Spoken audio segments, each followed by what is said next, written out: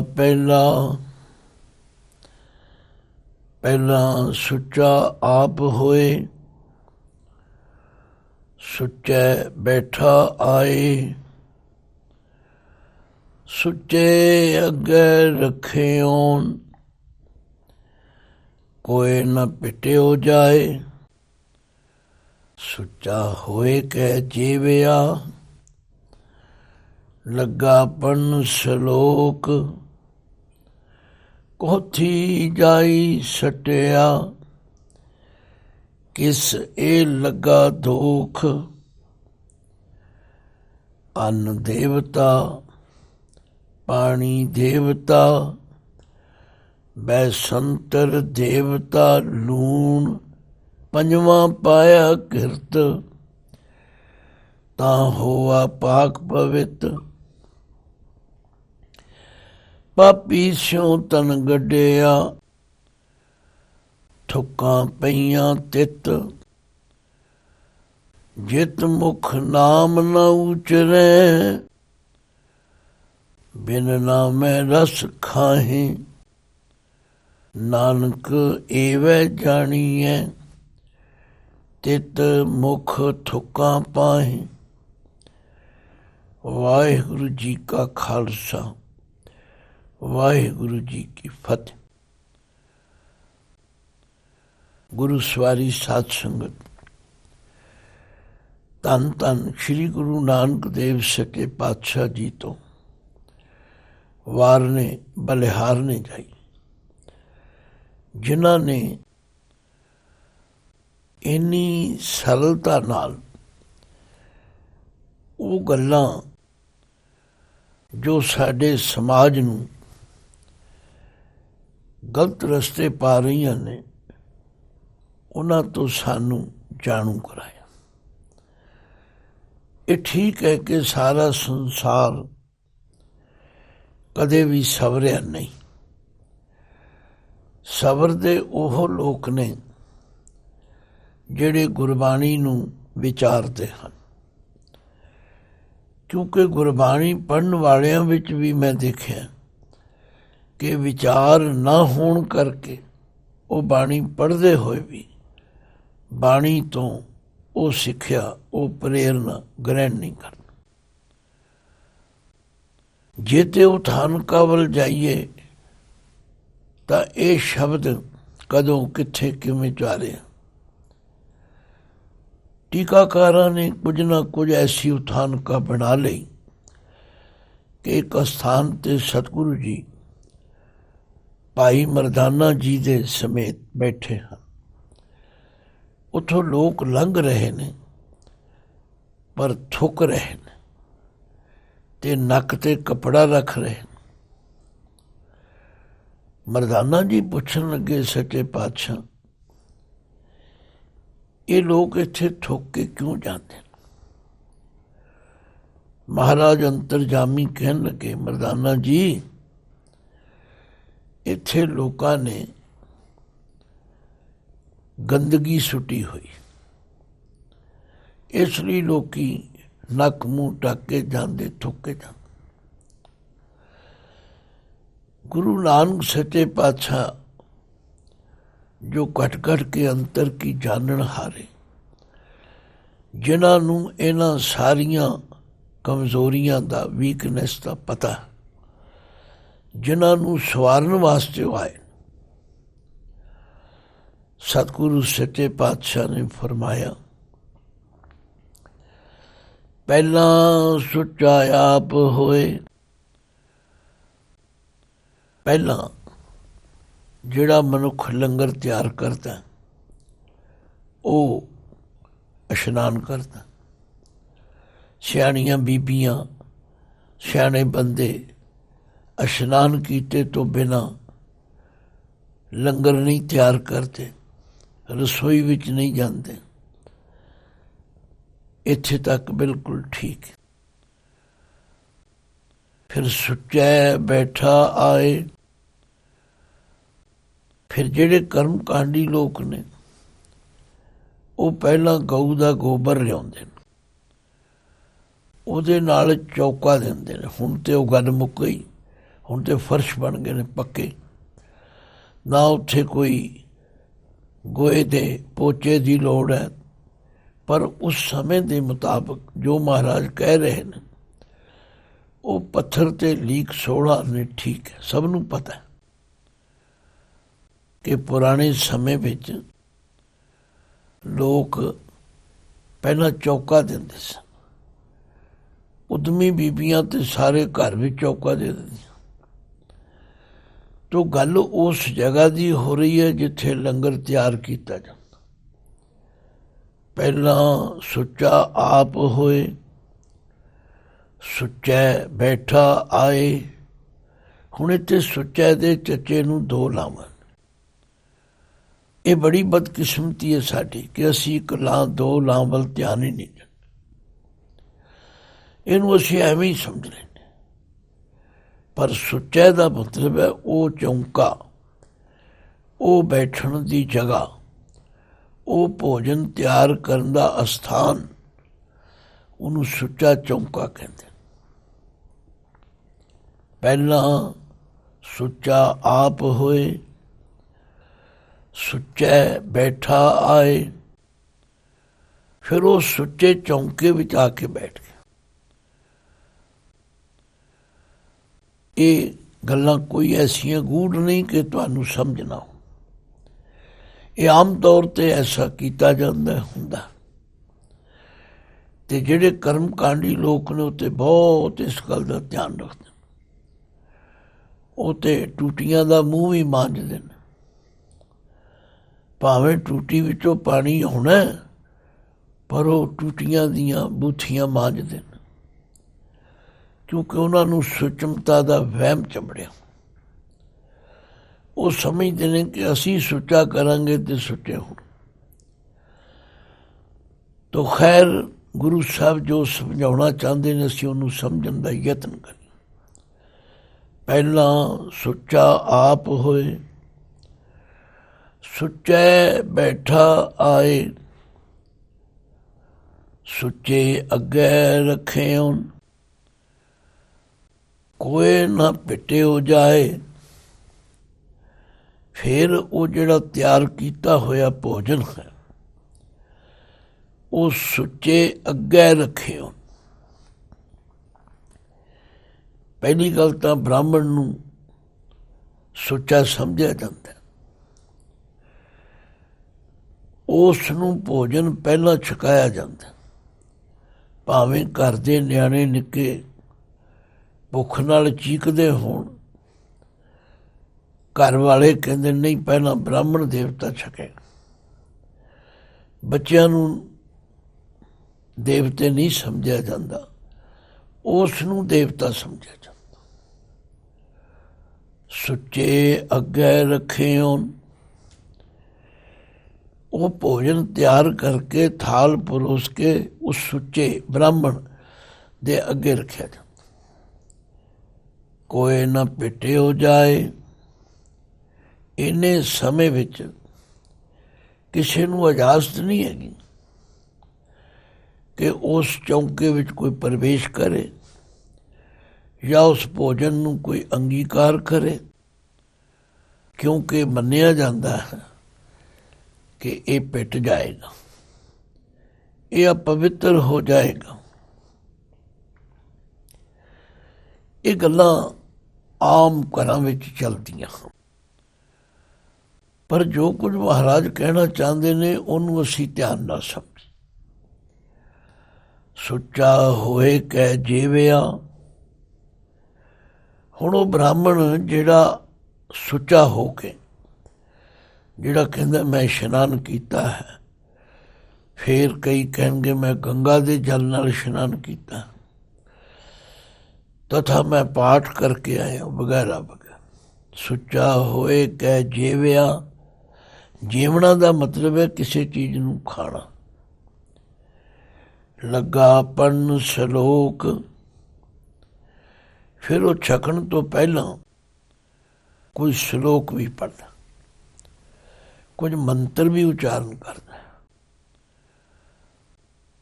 ਹੁਣ ਉਹ ਮੰਤਰ ਸਾਨੂੰ ਬਹੁਤੀ ਜ਼ਰੂਰਤ ਨਹੀਂ ਉਹ ਕੀ ਪੜ੍ਹਦਾ। ਟੀਕਾਕਾਰਾਂ ਨੇ ਲਿਖੇ ਨੇ ਉਹ ਸ਼ਲੋਕ, ਪਰ ਉਹ ਸਾਰੇ ਸੰਸਕ੍ਰਿਤ ਵਿੱਚ ਨੇ।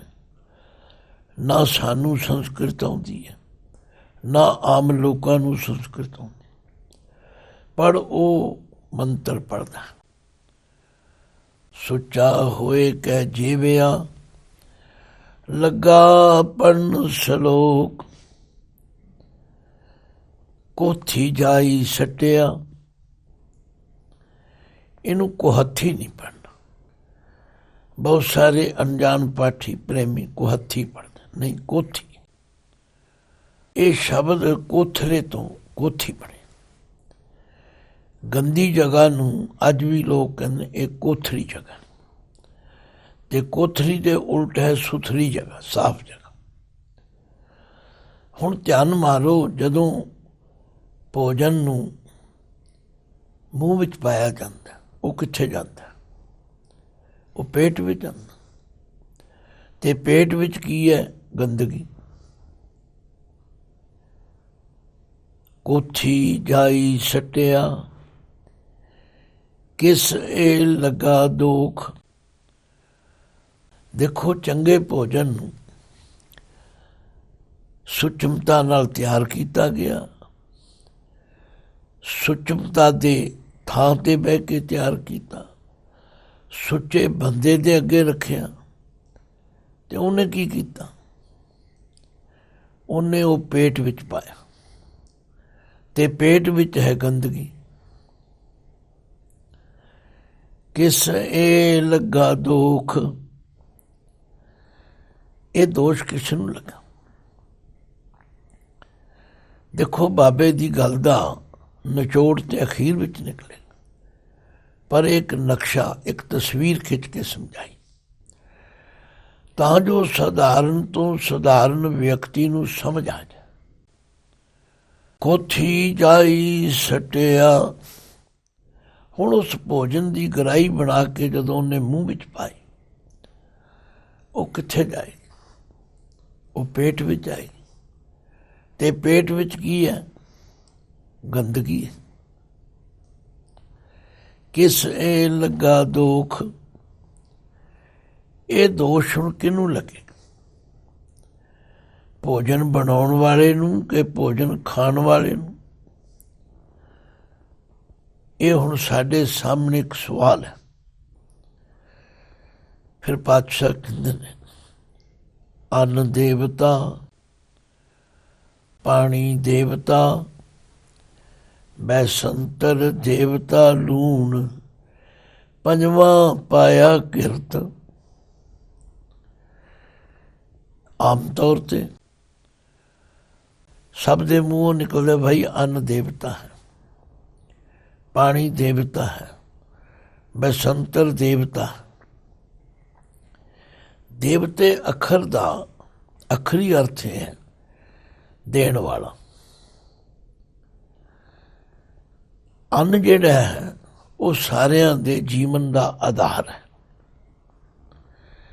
ਇਸ ਲਈ ਉਹਨੂੰ ਦੇਵਤਾ ਕਿਹਾ ਜਾਂਦਾ। ਪਾਣੀ ਵੀ ਇੱਕ ਐਸੀ ਅਕਾਲ ਪੁਰਖ ਨੇ ਵਸਤੂ ਬਣਾਈ ਹੈ ਜਿਹਦੇ ਬਿਨਾਂ ਅਸੀਂ ਜਿਉਂਦੇ ਨਹੀਂ ਰਹਿ ਸਕਦੇ। ਪਾਣੀ ਦੇ ਨਾਲ ਸਾਡੇ ਜੀਵਨ ਦੀ ਇਹ ਸਾਰੀ ਖੇਡ ਜੁੜੀ। ਪਿਛਲੇ ਸ਼ਲੋਕ ਅਸੀਂ ਪੜ੍ਹਾ, ਪਹਿਲਾ ਪਾਣੀ ਜੀਓ ਹੈ। ਪਾਣੀ ਵੀ ਜੀਵਨ ਦਾਨ ਦਿੰਦਾ, ਇਸ ਲਈ ਇਹਨੂੰ ਵੀ ਦੇਵਤਾ ਮੰਨਿਆ। ਬੈਸੰਤਰ ਦੇਵਤਾ, ਲੂਣ, ਇਹ ਜਿਹੜੀ ਅੱਗ ਹੈ ਇਹਨੂੰ ਵੀ ਦੇਵਤੇ ਦੀ ਤੁਲਨਾ ਵਿੱਚ। ਜੇ ਅੱਗ ਨਾ ਹੋਵੇ ਅਸੀਂ ਭੋਜਨ ਕਿਵੇਂ ਤਿਆਰ ਕਰਾਂਗੇ? ਤਥਾ ਉਹ ਤਿਆਰ ਖਾਣ ਯੋਗ ਕਿਵੇਂ ਬਣੇਗਾ? ਤੇ ਜੇ ਉਸ ਭੋਜਨ ਵਿੱਚ ਲੂਣ ਨਾ ਹੋਵੇ, ਇਸ ਨੂੰ ਨਿਹੰਗ ਸਿੰਘ ਸਰਬ ਰਸ ਕਹਿੰਦੇ ਨੇ, ਲੂਣ ਨੂੰ। ਭਾਵ ਲੂਣ ਤੋਂ ਬਿਨਾਂ ਕੋਈ ਭੋਜਨ ਖਾਣ ਦੇ ਯੋਗ ਨਹੀਂ ਬਣਦਾ, ਸਵਾਦਿਸ਼ਟ ਨਹੀਂ ਬਣਦਾ। ਇਹਨੂੰ ਵੀ ਦੇਵਤੇ ਦਾ ਹੀ ਦਰਜਾ ਦਿੱਤਾ। ਅੰਨ ਦੇਵਤਾ, ਪਾਣੀ ਦੇਵਤਾ, ਬੈਸੰਤਰ ਦੇਵਤਾ ਲੂਣ, ਪੰਜਵਾਂ ਪਾਇਆ ਕਿਰਤ। ਜਿਹੜਾ ਘਿਓ ਹੈ, ਹੁਣ ਇਹਨੂੰ ਜੇ ਰਸੋਈ ਵਿੱਚ ਨਾ ਵਰਤਿਆ ਜਾਏ, ਰਸੋਈ ਤਿਆਰ ਨਹੀਂ ਹੁੰਦੀ। ਪੁਰਾਣੇ ਲੋਕ ਤੇ ਘਿਓ ਤੋਂ ਬਿਨਾਂ ਬਣਾਏ ਹੋਏ ਭੋਜਨ ਭੂਤ ਰਸੋਈ ਕਹਿੰਦੇ ਹਨ। ਭੂਤ ਰਸੋਈ ਭਾਵ ਉਹਦੇ 'ਚ ਰਸ ਪੈਦਾ ਹੀ ਨਹੀਂ। ਆਮ ਸਾਡੇ ਮੁਹਾਵਰਾ ਵੀ ਹੈ ਵੀ ਘੀ ਸਵਾਰੇ ਤੋਰੀਆਂ, ਬੜੀ ਬਹੂ ਕਾ ਨਾਮ। ਘਿਓ ਨਾ ਪਾਇਆ ਜਾਏ ਤੇ ਭੋਜਨ, ਦਾਲ, ਕੋਈ ਵਸਤੂ ਸਵਾਦ ਨਹੀਂ ਬਣਦੀ। ਗੱਲ ਕੀ ਹੈ, ਸਾਰੇ ਦੇਵਤੇ ਇਕੱਠੇ ਹੋਏ, ਫਿਰ ਭੋਜਨ ਤਿਆਰ ਹੋਇਆ। ਅੰਨ ਦੇਵਤਾ, ਪਾਣੀ ਦੇਵਤਾ, ਬੈਸੰਤਰ ਦੇਵਤਾ ਲੂਣ, ਪੰਜਵਾਂ ਪਾਇਆ ਕਿਰਤ। ਤਾਂ ਹੋਆ ਪਾਕ ਪਵਿੱਤ। ਤਾਂ ਤਦੋਂ ਹੋਆ ਤਿਆਰ ਹੋਇਆ, ਪਾਕ ਪਵਿੱਤ, ਪਵਿੱਤਰ ਰਸੋਈ। ਭਾਵ ਉਹ ਭੋਜਨ ਖਾਣ ਯੋਗ ਬਣ ਗਿਆ। ਇੰਨੇ ਦੇਵਤੇ ਇਕੱਠੇ ਕੀਤੇ। ਪਾਪੀ ਸਿਉ ਤਨ ਗੱਡਿਆ। ਹੁਣ ਇਸ ਮਨੁੱਖ ਦੇ ਸਰੀਰ ਵਿੱਚ ਇਸ ਨੂੰ ਪਾਇਆ ਗਿਆ। ਇੰਨੇ ਦੇਵਤੇ ਇਕੱਠੇ ਹੋਏ ਤੇ ਇਸ ਮਨੁੱਖ ਨੇ ਕੀ ਕੀਤਾ? ਮਨੁੱਖ ਦੇ ਸਰੀਰ ਨਾਲ ਇਹ ਸਾਰੀਆਂ ਪਵਿੱਤਰ ਚੀਜ਼ਾਂ ਛੂ ਕੇ ਅਪਵਿੱਤਰ ਹੋ ਗਈ, ਵਿਸ਼ਟਾ ਬਣ ਗਈ, ਗੰਦਗੀ ਬਣ ਗਈ। ਕਿੱਡਾ ਵੱਡਾ ਦੋਸ਼ ਲੱਗੇ। ਇੰਨੀਆਂ ਪਵਿੱਤਰ ਚੀਜ਼ਾਂ ਨੂੰ ਇੰਨੀ ਅਪਵਿੱਤਰ ਜਗ੍ਹਾ 'ਤੇ ਪਾ ਕੇ ਕੀ ਬਣਾ ਦਿੱਤਾ? ਵਿਸ਼ਟਾ। ਤੇ ਵਿਸ਼ਟਾ ਦੇ ਕੋਲੋਂ ਕੋਈ ਵੀ ਲੰਘੇ ਉਹ ਥੁੱਕਦਾ, ਉਹ ਨੱਕ ਤੇ ਕੱਪੜਾ ਰੱਖ। ਪਰ ਇਹਨਾਂ ਸਾਰੀਆਂ ਚੀਜ਼ਾਂ ਦਾ ਇਹ ਹਾਲ ਕਿਸ ਨੇ ਕੀਤਾ? ਪਾਪੀ ਸਿਉ ਤਨ ਗੱਡਿਆ। ਥੁੱਕਾਂ ਪਈਆਂ ਤਿੱਤ। ਲਓ ਹੁਣ ਮਹਾਰਾਜ ਆਪਣਾ ਫੈਸਲਾ ਦੇਣ ਲੱਗੇ। ਜਿਤ ਮੁਖ ਨਾਮ ਨਾ ਉਚਰੇ। ਜਿਤ ਮੁਖ, ਮੁਖ ਦੇ ਖੱਖੇ ਨੂੰ ਸਿਆਰੀ। ਜਿਹੜੇ ਮੂੰਹ ਨਾਲ ਨਾਮ ਨਾ ਉਚਰੇ, ਉਸ ਪਰਮਾਤਮਾ ਦੀ ਸਿਫਤ ਸਲਾਹ ਨਹੀਂ ਕੀਤੀ ਜਾਂਦੀ, ਉਹਦੀ ਬਾਣੀ ਨਹੀਂ ਪੜ੍ਹੀ ਜਾਂਦੀ, ਉਹਦਾ ਸ਼ੁਕਰੀਆ ਨਹੀਂ ਕੀਤਾ ਜਾਂਦਾ। ਬਿਨ ਨਾਮੈ ਰਸ ਖਾਹੇ। ਬਿਨਾਂ ਪਰਮਾਤਮਾ ਦਾ ਨਾਮ ਜਪਣ ਤੋਂ ਇਹ ਤਰ੍ਹਾਂ ਤਰ੍ਹਾਂ ਦੇ ਭੋਜਨ ਜੀਵ ਖਾਂਦੇ ਹਨ। ਹੁਣ ਅਸੀਂ ਸਾਰੇ ਇਹਦੇ 'ਚ ਸ਼ਾਮਲ ਹੋ ਗਏ। ਜਿਤ ਮੁਖ ਨਾਮ ਨਾ ਉਚਰੇ। ਜਿਹਦੇ ਮੂੰਹ ਨਾਲ ਨਾਮ ਨਹੀਂ ਉਚਰਿਆ ਜਾਂਦਾ। ਬਿਨ ਨਾਮੇ ਰਸ ਖਾਹੇ। ਬਿਨਾਂ ਪਰਮੇਸ਼ਵਰ ਦਾ ਨਾਮ ਜਪੇ ਤੋਂ ਜਿਹੜੇ ਤਰ੍ਹਾਂ ਤਰ੍ਹਾਂ ਦੇ ਰਸ ਖਾਂਦੇ ਹਨ।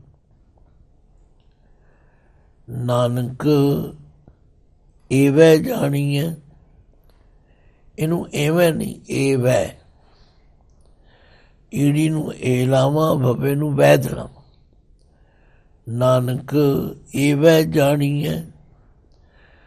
ਨਾਨਕ ਜੀ ਫਰਮਾਉਂਦੇ ਨੇ, ਇਹ ਗੱਲ ਸਮਝ ਨਹੀਂ ਕਰੀ। ਤਿਤ ਮੁਖ ਥੁੱਕਾਂ ਪਾਹੇ। ਇਹ ਗੱਲ ਇਉਂ ਸਮਝੋ ਕਿ ਜਿਹੜੇ ਖਾਂਦੇ ਪੀਂਦੇ ਤੇ ਹਨ ਪਰ ਨਾਮ ਨਹੀਂ ਜਪਦੇ, ਇਹ ਥੁੱਕਾਂ ਉਹਨਾਂ ਦੇ ਮੂੰਹ ਤੇ ਪੈ ਰਹੀਆਂ। ਜਿਨ੍ਹਾਂ ਨੇ ਇੰਨੀਆਂ ਪਵਿੱਤਰ ਚੀਜ਼ਾਂ ਨੂੰ ਆਪਣੇ ਨਾਲ ਛੁਆ ਕੇ ਸਪਰਸ਼ ਕਰ ਉਹਨਾਂ ਨੂੰ ਗੰਦਗੀ ਬਣਾ ਦਿੱਤੀ। ਹੁਣ ਕਈ ਲੋਕ ਕਹਿਣਗੇ ਫਿਰ ਖਾਣਾ ਪੀਣਾ ਨਹੀਂ ਚਾਹੀਦਾ। ਨਹੀਂ ਭਾਈ, ਖਾਣਾ ਪੀਣਾ ਚਾਹੀਦਾ। ਖਾਣਾ ਪੀਣਾ ਪਵਿੱਤਰ ਹੈ ਜੇ ਦੋਨੋਂ ਰਿਜ਼ਕ ਸੰਭਾਲ, ਪਰ ਜਿਸ ਦੀ ਕਿਰਪਾ ਨਾਲ ਇਹ ਸਭ ਵਸਤੂਆਂ ਅਸੀਂ ਖਾਂਦੇ, ਉਹਦਾ ਨਾਮ ਵੀ ਉਚਾਰਨ ਕਰਨਾ ਚਾਹੀਦਾ।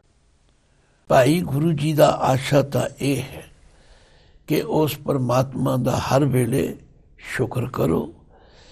ਤੋ ਇਸ ਸਾਰੇ ਸ਼ਲੋਕ ਦਾ ਨਿਚੋੜ ਹੈ, ਜਿਤ ਮੁਖ ਨਾਮ ਨਾ ਉਚਰੈ, ਬਿਨ ਨਾਮੈ ਰਸ ਖਾਹੇ, ਨਾਨਕ ਏਵੈ ਜਾਣੀਐ, ਤਿਤ ਮੁਖ ਥੁੱਕਾਂ ਪਾਹੇ। ਵਾਹਿਗੁਰੂ ਜੀ ਕਾ ਖਾਲਸਾ, ਵਾਹਿਗੁਰੂ ਜੀ ਕੀ ਫਤਿਹ।